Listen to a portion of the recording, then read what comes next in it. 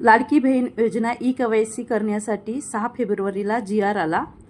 ई-KYC करण्यासाठी सर्वप्रथम मोबाईलवरून www.ladkibehin.maharashtra.gov.in ह्या वेबसाईटवरती क्लिक करायचं। मुख्यमंत्री माझी लाडकी बहीण योजना क्लिक करायचं।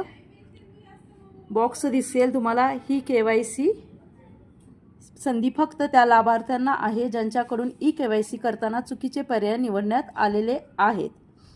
क्लिक करायचं। लाभार्थी आधार नंबर टाकायचा, कॅप्चा टाकायचा, मी सहमत आहे क्लिक करायचं, OTP पाठवा। ज्या लाडक्या बहिणींची ई-KYC चुकलेली आहे त्यांनाच OTP जाईल, ज्यांची चुकलेली नाही त्यांना OTP जाणार नाही।